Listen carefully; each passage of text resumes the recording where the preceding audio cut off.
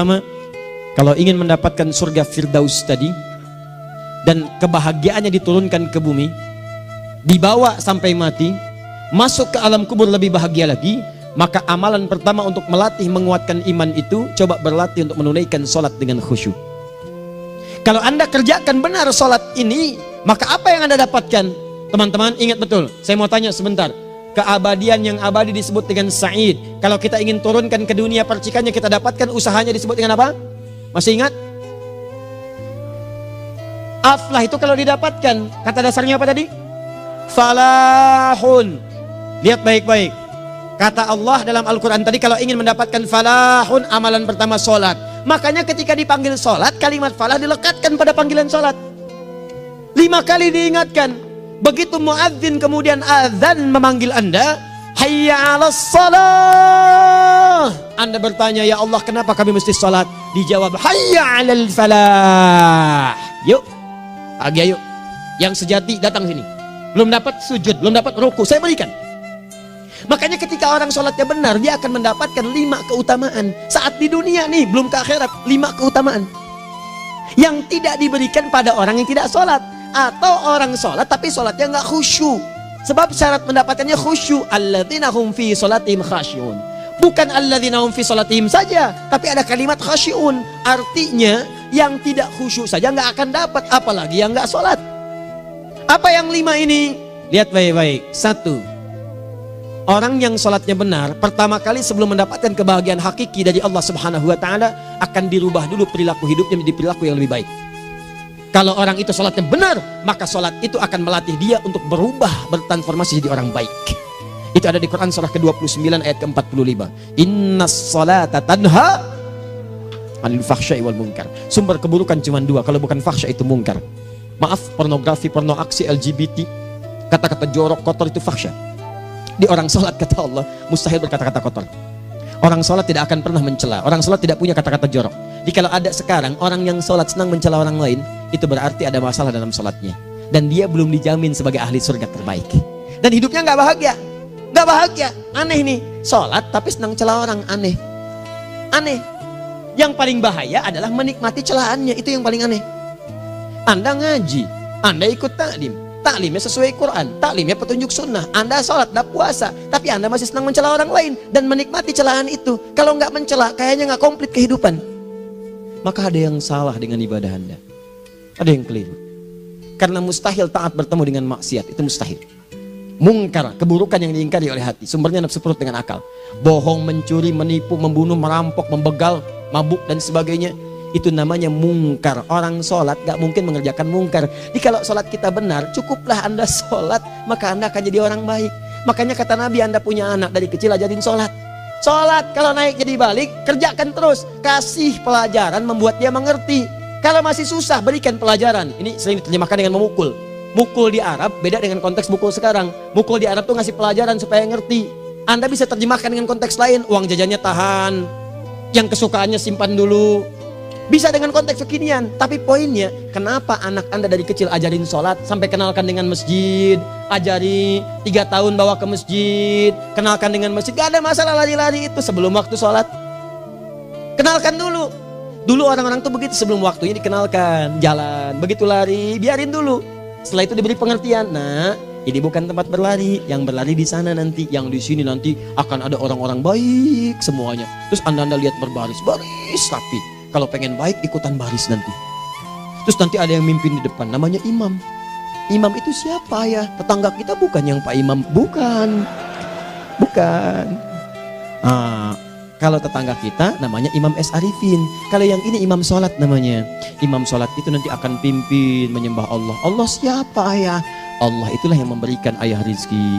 Allah itu yang memberikan ayah rizki sehingga bisa beli tobot buat kakak, beli robokar poli, ini yang poli, ini yang embers, ini yang heli, ini dulu kakak semuanya tuh yang kasih Allah. Nanti kalau kakak bagus bisa ikut rapi di sini, Allah akan senang, akan ditambah lagi oleh Allah. Oh begitu ya, datang begitu caranya. Ini bukannya waktu sholat belum dikenalin tadi bawanya main-main di masjid. Bahkan ada yang agak repot lagi, di rumahnya susah diatur, dibilang kamu ini susah diatur, main sana ke masjid, disuruh main ya main di masjid. Yang salah bukan anaknya, orang tuanya. Apa rahasianya anak itu disuruh ke masjid, suruh sholat? Rahasianya, begitu anak itu sholat dengan baik, maka dia akan tumbuh jadi anak baik di kemudian hari. Itu maksudnya. Nah, sekarang saya agak bingung ini. Pendidikan TK sekarang salah sih? Enggak, cuma saya agak bingung mikirnya. Ini anak belum diajarin sholat, udah diajarin manasik. Itu bagaimana cara berpikirnya Ferguson? Agak repot saya mikirnya tuh. Ya. Walaupun salah sih enggak, cuma saya bingung gitu. Kenapa nggak dikerjakan tahap yang pertama dulu? Tangga itu kan berurutan. Nggak bisa Anda lompat langsung ke 5. Kan 1, 2 belum terlewati. Jelas ya? Ah, ini gambarannya. Sholat nih. 1 pasti baik. Jadi kalau sekarang sholat, lisan belum baik, mata belum baik, sampai ke kaki, berarti ada yang salah sholatnya tuh. Ada yang nggak tepat. Tangan sembarangan, snack orang ngambil. Awas. Tuh sendal orang, mau wudhu nggak ada sendal, pakai sendal orang. Udah bilang belum? Kehujanan pakai payung orang. Udah bilang belum? Ya kan gampang Ustaz. Ini kan juga mungkin diikhlaskan karena Allah. Ya ikhlas, cuman pakainya belum minjam. Bagaimana kalau sedang pegang payung itu keluar, Anda meninggal? Nah, coba mikirin ke situ. Coba ke kantor. Kalau didorong proyek yang nggak jelas, minta tanda tangan, pikirin dulu bagaimana kalau meninggal. Kemarin saya sama teman-teman artis saya katakan begini, Anda ya, kalau Anda mengaji dengan saya, jangan pernah menerima peran maksiat. Walaupun itu sekedar adegan, tapi itu maksiat. Kalau bayangkan ketika Anda memerankan itu, Anda diwafatkan oleh Allah Subhanahu Wa Taala. Maka demi Allah saya katakan tidak ada faedahnya Anda ngaji sekarang, ngaji besok. Ketika Anda menerima peran itu, Anda wafat dalam keadaan bermaksiat di hadapan Allah Subhanahu Wa Taala.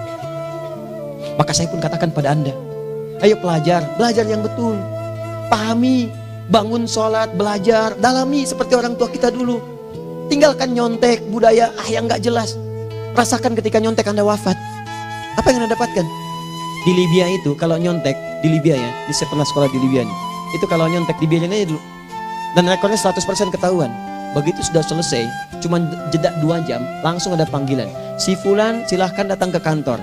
Apa yang disediakan di kantor sudah siap. Anda diberi waktu 2 jam dari sekarang, siapkan beres-beres koper Anda. Di sini sudah tertulis Anda akan pulang. Tiketnya sudah lengkap, dikawal 2 orang. Dituliskan di situ anak ini nyontek gak boleh kembali ke sini. Libya. Gak ada zero tolerance bagi yang seperti itu, keluar. Kami gak terima di sini. Harusnya begitu. Gak ada faedahnya. Yang kita butuhkan amalan dari ilmu, bukan nilai-nilai itu sementara. Gak ada. Sudah. Nah ini akhirnya begini kualitasnya nih. Tertulis di ijazahnya bagus, cum laude, IPK-nya 4, tapi nggak ada aplikasinya. Yang pintar banyak, kita butuh yang baik, pintar yang baik. Sekarang yang pintar banyak, kepintarannya dipakai untuk nipu orang. Itu yang bahaya. Ahli hukum banyak yang dihukum. Ahli ekonomi tidak bisa mengangkat perekonomian. Apa yang salah? Apa yang salah? Ini yang jadi persoalan. Tapi dasar manusia, begitu di sidang mulai pakai peci, pakai baju koko, pakai tasbih, dan pakai kerudung. Luar biasa. Nih 2. Orang kalau sholatnya benar, Allah akan berikan ketenangan dalam jiwanya. Tenang hatinya. Jangankan musibah kecil, musibah paling besar pun tenang aja dia. Tenang, dia paham rumusnya. Allahu Akbar. Turun Quran. Surah ke-13 ayat ke-28. Ala bidzikrillahi tatmainnul. Yakinkan pada dirimu zikir kepada Allah membuat hati tenang. Di antara turunan zikir amalannya adalah sholat. Dari mana taunya Quran surah ke-20 ayat ke-14? Innani anallahu la ilaha illa ana fa'budni wa aqimis salata lidzikri. Saya Allah, kata Allah ke Nabi Musa. Tidak ada Tuhan selain saya, sembah saya. Bagaimana menyembahmu ya Allah? Tunaikan salat sebagai zikir kepada saya, zikir. Nah, maka kalau Anda sedang tidak tenang, ayo ke masjid. Banyak zikir itu, baca Quran zikir. Quran surah 15 ayat 9. Inna nahnu nazzalna dzikra. Kami turunkan Al-Quran sebagai zikir. Jadi kalau Anda sedang baca Al-Quran, Anda sedang berzikir. Ibu kalau sedang gak tenang, Bu, gelisah, gak enak, gak usah mengeluh, apalagi bikin status gak karuan. Ibu wudhu, ambil mushaf baca. Begitu sedang baca ada ketenangan dalam jiwa. Berdoa, zikir. Kalau sedang gak tenang, besok ada proyek, doa dulu. Doa itu memberikan ketenangan. Makanya doa disebut dengan zikir. Quran surah ke-7 ayat 205. Wadhkur rabbaka fi nafsika tadarruan wa khifatan wa dunal jahri minal qaul. Ayo berzikir, minta kepada Allah dengan segenap jiwamu, mohon dengan penuh ketawaduan. Nanti ketenangan diberikan. Menghafal Quran, baca itu zikir. Quran surah ke-54 ayat 17, 22, 32, 40. Walaqad yassarnal Qur'ana lidzikri fahal mim mudzakir. Menyebut nama Allah, Asmaul Husna itu zikir. Sedang ada persoalan, ya Allah, ya Allah, ya Allah, ya Rahman, ya Rahim, ya Malik, ya Kudus, ya Allah, ya Allah, ya Allah, ya Allah. Zikir. Dalilnya Quran surah kedua ayat 152. Fadhkuruni azkurkum. Sebut namaku, zikir. Apapun akan mengingatmu. Gimana menyebutnya? Ditafsir di Quran surah 17. Ayat keberapa? 110. Qulidullah awid rahman ayyamma tad'u falahul asmaul husna. Sebut nama Allah. Itu menentramkan pada jiwa. Sedangkan sholat gabungan dari semua zikir tadi. Bukankah dalam sholat Anda baca Al-Quran? Bukankah dalam sholat Anda menghafal Al-Quran? Bukankah dalam sholat Anda berdoa? Bukankah dalam sholat Anda istighfar? Anda mohon digabungkan semua itu. Amalan sholat menggabungkan semua jenis zikir. Masa Anda nggak tenang juga? Makanya sholat, jangankan sholat ya, tempat sholat itu yang menenangkan. Tempat sholat, tempat paling tenang di muka bumi. Kalau nggak percaya silahkan ya, Anda sebelum masuk ke Istiqomah ini, begitu Anda masuk kan perasaannya beda kan? Lain. Silahkan cek, kalau cari ketenangan datang ke masjid.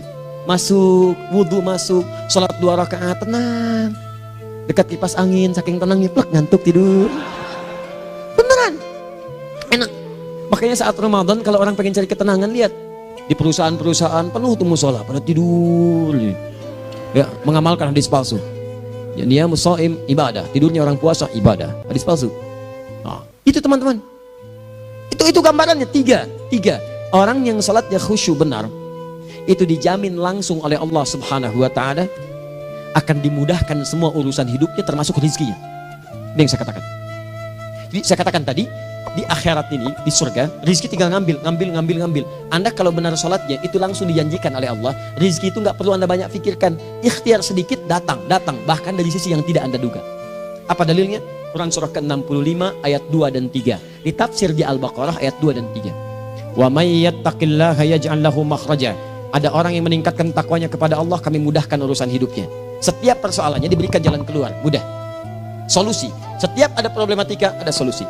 Wa yarzuqhu min haitsu la yahtasib. Dan kalau dia ingin mendapatkan rezeki, bahkan kami kirimkan dari sisi yang tidak dia duga. Orang lain capek ini datang lagi, tawaran proyek datang lagi. Utsman tuh Masya Allah, kayanya banyak. Tapi yang paling dirindukan bukan saat mendapatkan peningkatan omsetnya, yaitu saat dia mendapatkan waktu khusus dengan Allah untuk sholat. Malam hari sampai-sampainya sempat sholat tahajud sampai khatam Al-Quran. Abdurrahman bin Auf demikian, Tamim Ad-Dari demikian. Sholat karena tahu sholat itu meningkatkan rizki. Karena tahu kuncinya ada di situ, Allah yang punya rizki. Disebut dengan Razak, pemilik rizki. Maka saya harus punya hubungan dekat dengan Allah. Kalau sudah punya hubungan dekat, mau apa aja gampang. Belum minta, udah diperhatikan. Silahkan cek, Anda punya hubungan baik dengan bos Anda di kantor. Ya, sebelum Anda minta, beliau udah pikirin tuh. Telepon bendahara. Dia udah ngambil belum gajinya? Belum Pak, tambahkan bonus sekian. Kenapa? Karena dia mengawasi Anda. Allah maha tahu dibandingkan dengan bos Anda. Mendekat kepada Allah, semua diperhatikan oleh Allah. Siapa orang takwa itu? Kalimat takwa pertama di Al-Quran Al-Baqarah ayat 2, amalannya ayat 3. Dzalikal kitabu la raiba fihi hudal lil. Siapa mutakin itu ayat 3-nya? Alladzina yu'minuna bil ghaib wa yuqimunas shalah. Gampang. Kalau pengen mudah hidupnya gampang. Biaya nggak mahal, tenaga nggak banyak, tingkatkan takwa nih. Jadi kalau hidup Anda masih susah, di kantor champion, di rumah tangga bermasalah terus, atau sebaliknya, maka boleh jadi kalau gelar Anda tinggi, harta Anda banyak, tapi selalu punya masalah, bukan Anda kurang hebat, bukan Anda kurang kedudukan, bukan Anda kurang kaya, Anda kurang takwa. Dan yang paling dahsyat, mungkin sholat Anda belum berkualitas. 4. Orang yang sholatnya benar, khusyuk dia. Bahkan saat sholat itu kalau dia minta, maka seketika doanya akan dikabulkan. Tanpa diskusi, langsung seketika. Contoh, Quran surah ketiga ayat 38-39. Demi Allah saya katakan, Nabi Zakaria punya masalahnya pelik. Sudah berumah tangga, istrinya divonis monopos, maaf bahkan mandul.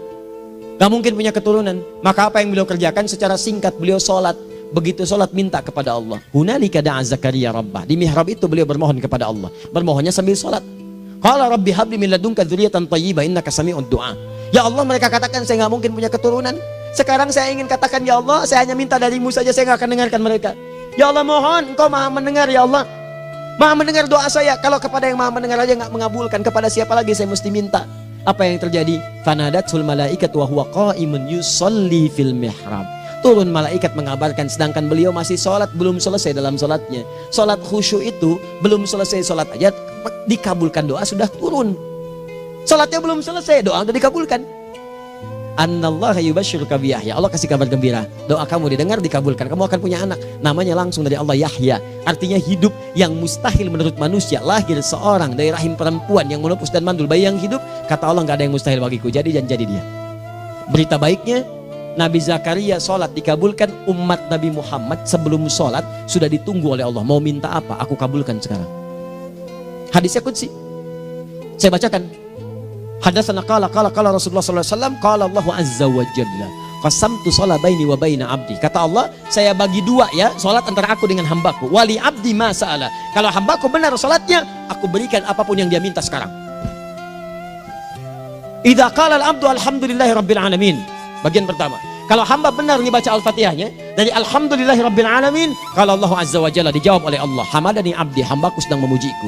Wa idza qala ar-rahmanir rahim, jika hambaku berkata ar-rahmanir rahim, kalau Allah azza wa jalla asna alayya abdi, hambaku sedang menyanjungku. Wa idza qala maliki yaumiddin, kalau Allah azza wa jalla majjadani abdi, kalau hambaku mengatakan maliki yaumiddin, kata Allah hambaku sedang mengagungkanku. Perhatikan sekarang.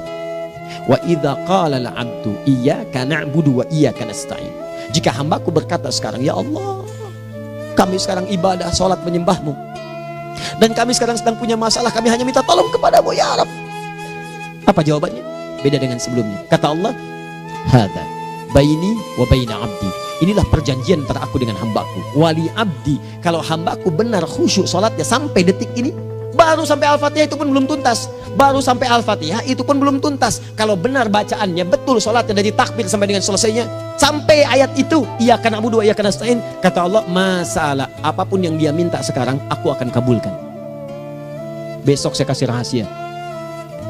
Yang di KBP ada awal pembuka di awal sebelum Al-Fatihah, yang kalau Anda benar bacanya, itu pengantar kepada pengabulan doa di Al-Fatihah. Apa itu? Besok. 5. Yang kelima ini yang paling diharapkan, dan ini penutup dalam kajian kita malam ini. Teman-teman sekalian, perhatikan baik-baik. Jika Anda benar mengerjakannya, maka Allah akan jamin langsung Anda akan mendapatkan kesuksesan dan kebahagiaan di semua aktivitas Anda. Kalau jadi suami, suami yang sukses, rumah tangga yang bahagia. Kalau jadi pegawai, pegawai yang sukses, dan di kantor bahagia. Masih ingat? Kesuksesan yang menghadirkan kebahagiaan, konteksnya dunia disebut dengan falah, dipegang disebut dengan aflah. Dikembalikan lagi ke atas, ke surah ke-23 ayat 1 dan 2. Qad aflahal mu'minun. Apa amalannya? Alladzina hum fi salatihim khashi'un. Persoalannya, kalau Anda sholat belum mendapatkan satu di antara 5 ini, apa masalahnya? Pertama masalahnya, kata Al-Quran, boleh jadi yang sholat itu belum khusyuk. Apa itu khusyuk? 2 maknanya, dan saya tutup di sini. Apa yang 2 itu? 1, kebanyakan orang sholat masih membawa dunia dalam sholatnya. Makanya kalau pengen khusyuk, kata Allah, maka Anda rasakan akan bertemu Allah. Rumusnya Quran surah kedua ayat 45 sampai 46. Rasakan secara singkat, mungkin itu sholat terakhir yang Anda akan kerjakan dalam kehidupan. Mungkin di sholat itu Anda wafat. Kata Allah, alladzina yadhunnuna annahum mulaqu rabbihim. Orang khusyuk itu sudah kelihatan dari sebelum sholat, dia sudah merasa persiapan menghadap Allah. Persiapan ke manusia aja, dia sudah siap-siap, mandi dulu, ganti pakaian, pakai parfum, macam-macam dan sebagainya, hanya memenuhi undangan manusia. Allah mengundang Anda 5 kali dalam sehari. Ya maaf, mengabulkan doa Anda, mencukupkan kebutuhan, menyembuhkan kalau sakit, disiapkan Anda. Harusnya apa? Penampilan sempurna. Kata Quran, orang khusyuk itu kelihatan sebelum sholat, pakaiannya kelihatan. Quran surah 7 ayat 31, ya bani Adam khudhu zinatakum inda kulli masjid. Hai anak cucu Adam, kalau tiba panggilan dari masjid, kenakan pakaian terbaikmu. Di anak cucu Adam tuh kelihatan. Kalau orang khusyuk, begitu adzan kelihatan pakaiannya lain. Pakaiannya indah. Khudhu zinatakum, kenakan pakaian terbaikmu. Dipakai, bertemu Allah. Bertemu manusia aja pakaian bagus-bagus. Ini aneh ya, ada orang salah ibadah aja. Orang salah ibadah pakaiannya bagus-bagus. Lihat nih hari-hari tertentu, besok tuh orang mau ke tempat masing-masing tuh. Ada yang pakai jas, pakai dasi, pakai batik, pakai kebaya. Anaknya dibawa, dikuncir 2, bawa manisan macam-macam. Mau salah ibadah aja, tampilan bagus. Masa antum yang benar ibadahnya nggak bagus? Bedakan. Pakaian futsal, pakaian sholat ganti dengan yang sholat. Ini gimana pakaian sholat pakai pakaian futsal? Depannya gambar Messi, belakang Ronaldo. Repot. Malaikatnya juga bilang, kamu salah baju, harusnya Luka Modric.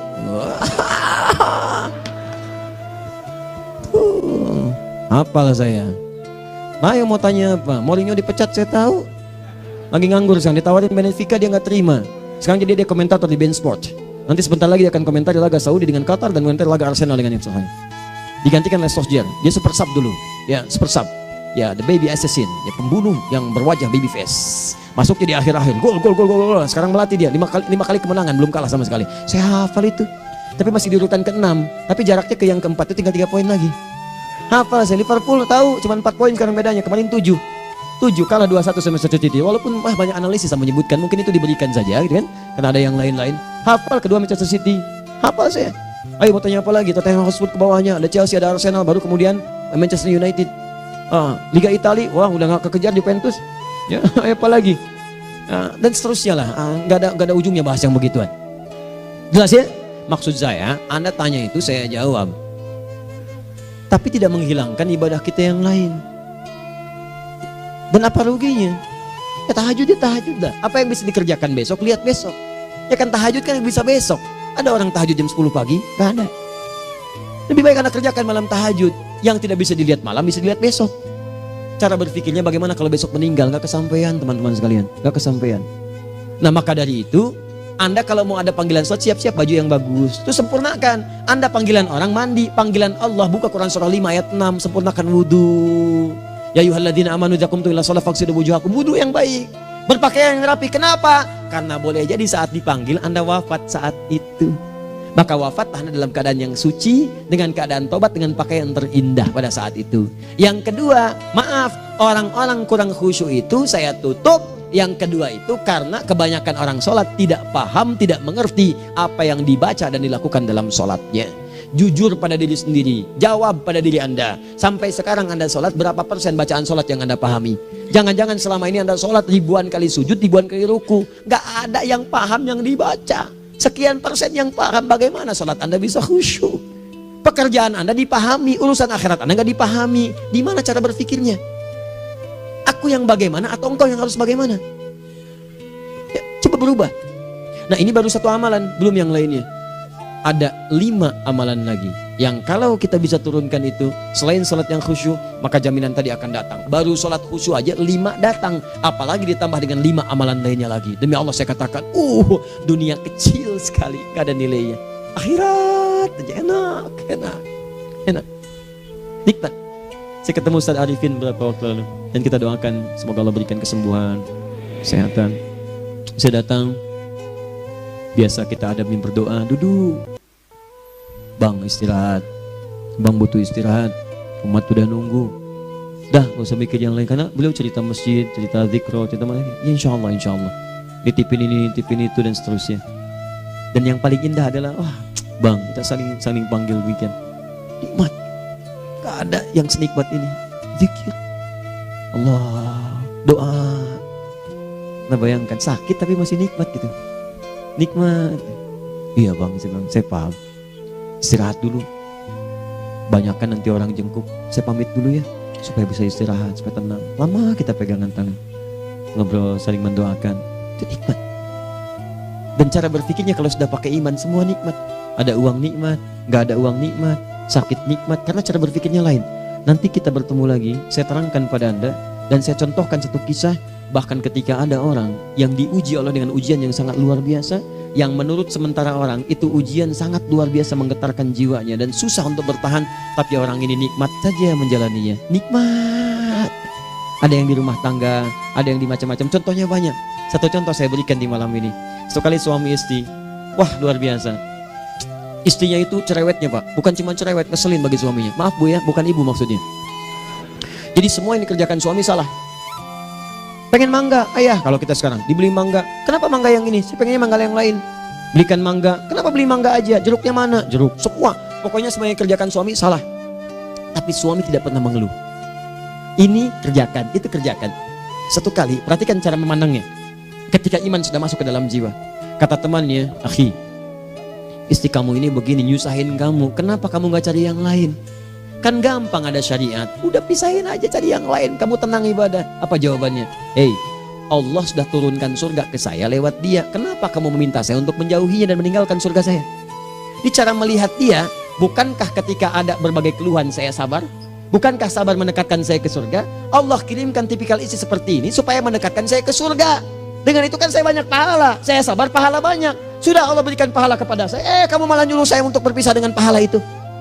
Perhatikan cara berpikirnya. Indah. Kalau rumah tangga seperti ini semuanya enak. Suaminya biasa-biasa, istrinya cantik, luar biasa. Begitu berdandan kelihatan, kata suaminya, Masya Allah, wajahnya tak berpaling, mata tak berkedip. Kata istrinya, ya zauji madzabik, sayang kamu kenapa?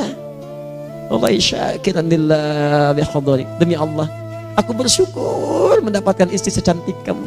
Kata istrinya, nahnu fil jannah zauji, kita berdua di surga. Kata suaminya, kok bisa begitu jawabanmu? Iya, kamu bersyukur dengan keadaanku, aku bersabar dengan keadaanmu. Catat. Bukankah orang syukur dan sabar di surga? Tuh lihat, canda-canda orang-orang soleh itu begitu. Nikmat, ketawa walaupun nyelekit di hati. Cuman bawaannya enak gitu. Nah, nanti itu ada tuh, nanti saya turunin tuh. Yang di rumah tangga, yang ini, yang itu nanti. Kapan? Pertemuan berikutnya. Ya, jadi kita cukupkan dulu di malam ini apa yang kita pelajari, supaya nanti nggak terlampau banyak kita dapat materi. Cuma sayang sedikit mengamalkan. Saya sudah tuangkan di sini. Banyak saya tuliskan, termasuk di keluarga, di macam-macam. Ini saya tulis, tapi silahkan Anda baca. Kalau ada manfaat silahkan dapatkan. Kalau ada yang kurang silahkan sampaikan untuk dikoreksi. Semoga Allah muliakan kita semua insya Allah. Sekali lagi, perbaiki hidup. Jangan banyak mainnya.